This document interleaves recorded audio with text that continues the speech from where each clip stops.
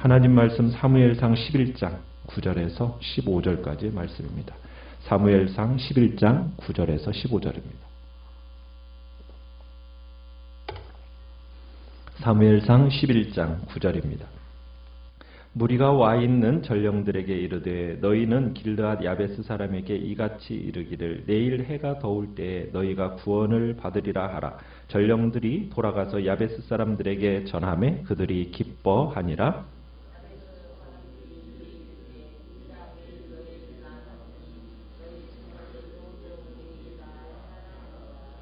이튿날 사울이 백성을 3대로 나누고 새벽에 적진 한가운데로 들어가서 날이 더울 때까지 암몬 사람들을 치매 남은 자가 다 흩어져서 둘도 함께 한 자가 없었더라.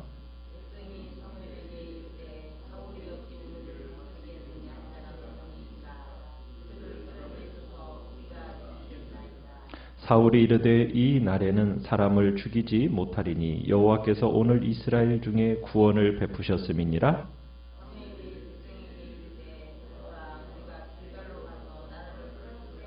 같이 읽습니다. 모든 백성이 길갈로 가서 거기서 여호와 앞에서 사울을 왕으로 삼고 길갈에서 여호와 앞에 화목제를 드리고 사울과 이스라엘 모든 사람이 거기서 크게 기뻐하니라. 아멘. 오늘 말씀의 제목은 야베스 구출이라는 제목으로 말씀을 나눕니다.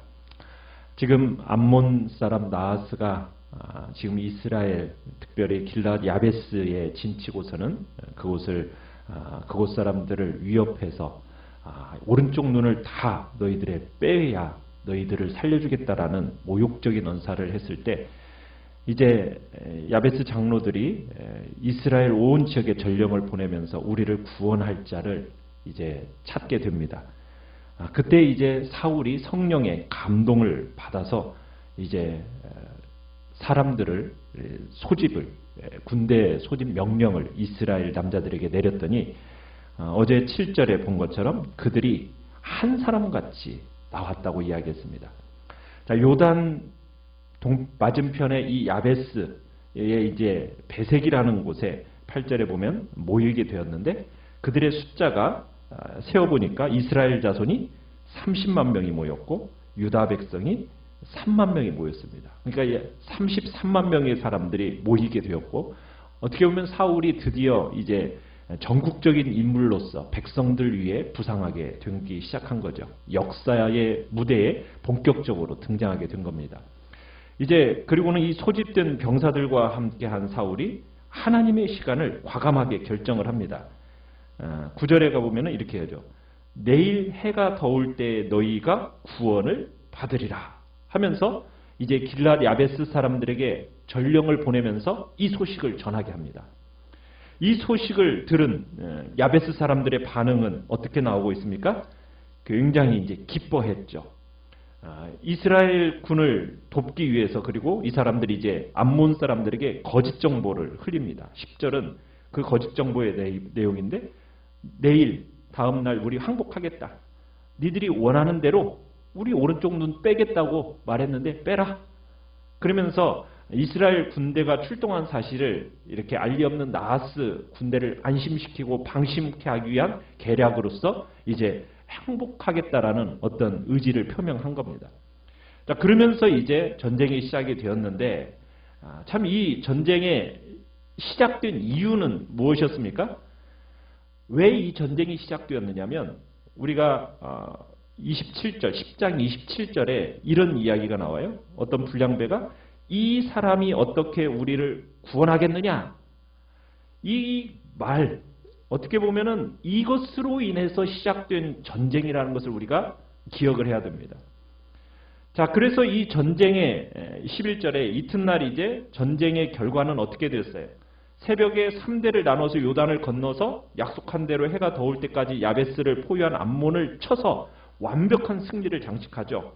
암몬 족속들은 완전히 격토되어 가지고 둘도 함께 한 적 없이 다 흩어졌다. 그러니까 암몬과의 전쟁은 이스라엘의 커다란 승리로 끝나게 된 겁니다.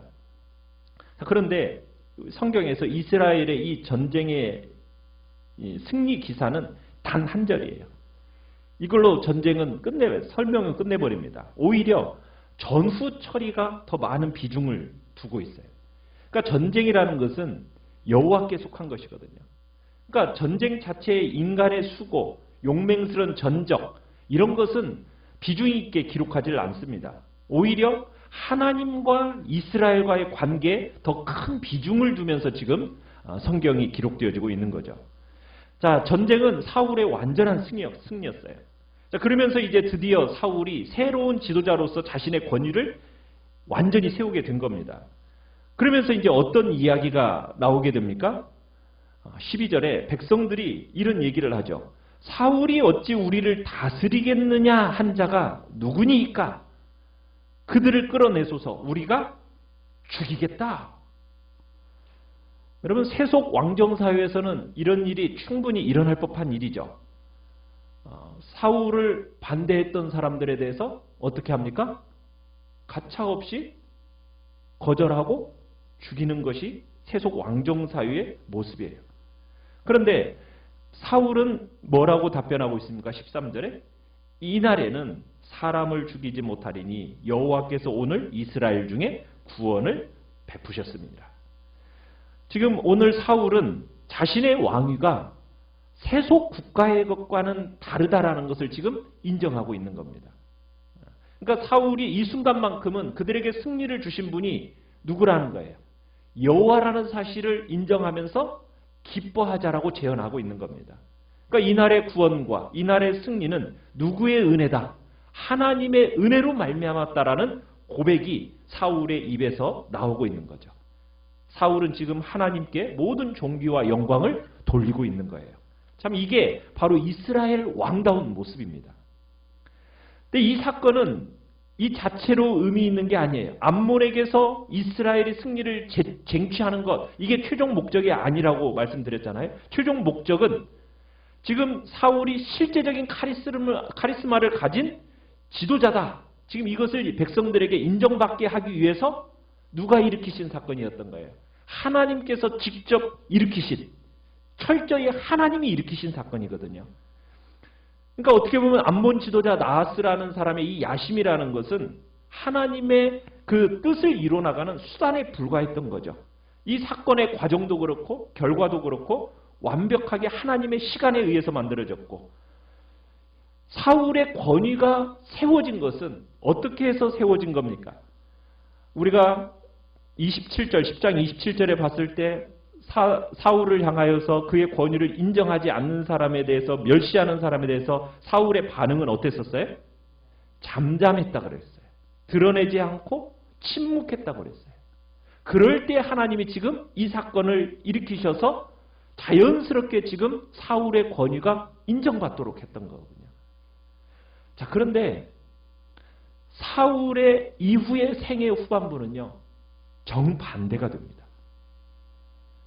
사울은 이후부터는 인위적인 방법으로 자기의 권위를 유지하려고 해요. 왕으로서의 권위를 인정받기 위해서 절규를 합니다. 마지막에는 신접한 자에게까지 호소할 정도로 인간적인 노력을 부르는 사람이 사울이 돼요. 결국 사울의 마지막 모습은 어떻게 됩니까?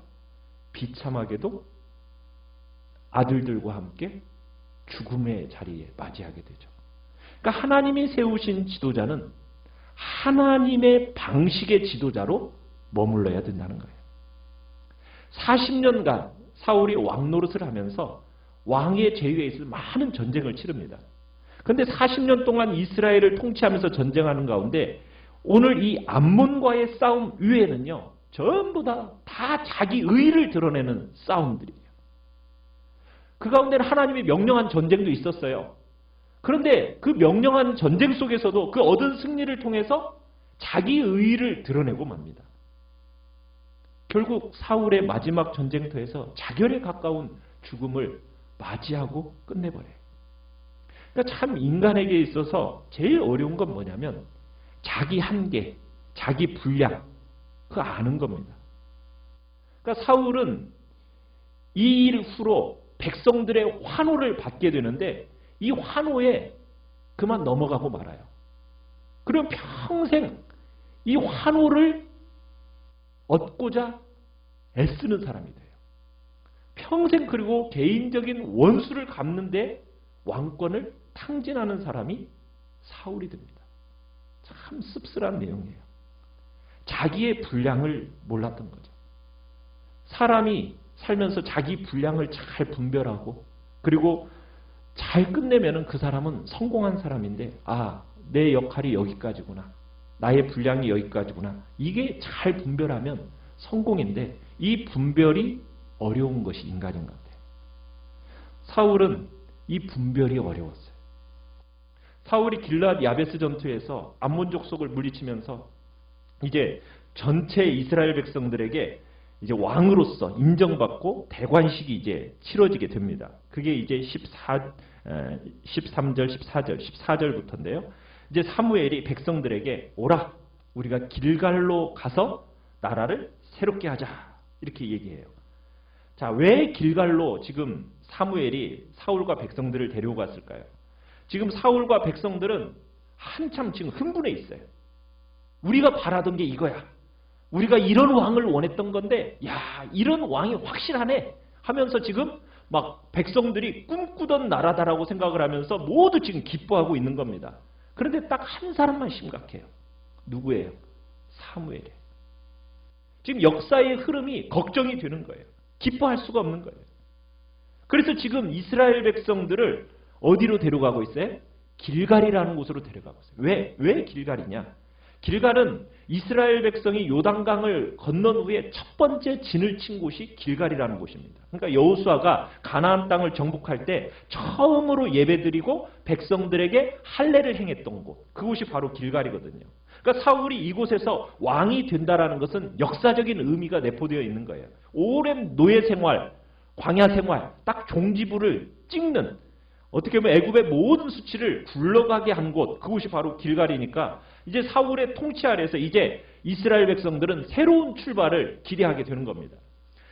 자, 여기에서 근데 얘기하고 싶었던 건 뭐냐면, 여호수아가 이 길갈에서 확인한 건 뭐였느냐면 하나님의 왕권이었어요. 하나님의 왕권. 그러니까 비록 사울이 지금 이 순간부터 이스라엘의 왕으로 군림은 하지만 그가 기억해야 할고 마음에 새겨야 할 건 뭐냐면, 나는 하나님의 왕권을 대행하는 대리자다, 대행자다. 이것을 기억해야 돼요. 그리고 이스라엘도 이 사실을 기억해야 돼요. 절대로 여호와의 통치권을 무시하거나 지나치게 인간 왕에게 의지하는 것을 삼가해야 된다는 겁니다. 그러니까 사무엘이 지금 길갈로 가서 나라를 새롭게 하자, 지금 이렇게 한 말은 무슨 뜻이냐? 지금 이스라엘이 보이는 왕을 세웠지만 이런 때일수록 참된 왕이신 하나님, 그분에 대한 신앙의 본질, 이거 흐트려서는 안 된다. 다시 말씀 앞으로 다시 나아가자. 지금 이 이야기를 하고 있는 거예요. 지금 이스라엘의 본질적인 문제가 뭐예요? 사울 같은 번듯하고 확실하고 눈에 보이는 왕이 없는 것이 지금 이스라엘의 본질적인 문제입니까? 아니죠. 이스라엘의 본질적인 문제는 뭐냐면 하나님을 왕으로 대접하지 않았던 신앙의 실패가 이 지경까지 몰고 온 거거든요. 참, 그런데 지금 온 나라가 승리를 지금 앞에도 흥분해서 막 들떠서 막 환호하고 그런 분위기 속에서 사무엘이 지금 웃지 못하고 마음 한켠 속에 근심을 감추고 있는 이유는 바로 뭐예요? 나라를 새롭게 하자는 게 뭐예요? 지금 이스라엘의 참된 왕이 누구인가를 기억하자는 거예요. 하나님이시다. 사울 보이는 왕은 단지 하나님의 왕권의 대행자라는 것을 철저하게 고백해야 된다. 그것만이 참으로 견고한 왕위가 세워지고 그 사람이 진정한 왕이다라는 것을 얘기하면서 나라를 새롭게 하자라고 지금 얘기하고 있는 겁니다. 오늘 우리의 삶에서도 매사에 정말 겸손히 하나님의 주권을 인정해야 됩니다. 그분께 우리의 모든 것을 맡기고 의지하면서 그분께 영광 돌리는 일, 그것을 최우선으로 행하는 삶을 살아가야 되는 것이 우리의 삶임을 오늘 본문은 얘기하고 있어요. 오늘 우리가 정말 몸담고 살아가는 이 삶에 있어서 하나님의 주권을 우리 인정해야 됩니다. 그리고 그분께 영광 드리는 삶, 그런 삶을 살아가겠다고 결단해야 되는 겁니다. 그래서 언제나 모든 일에 있어서 정말 주님의 주권을 인정하고 영광 돌리는 삶을 살아가겠다고 오늘 한 날 결단하며 나가시기를 간절히 바랍니다. 말씀을 합니다.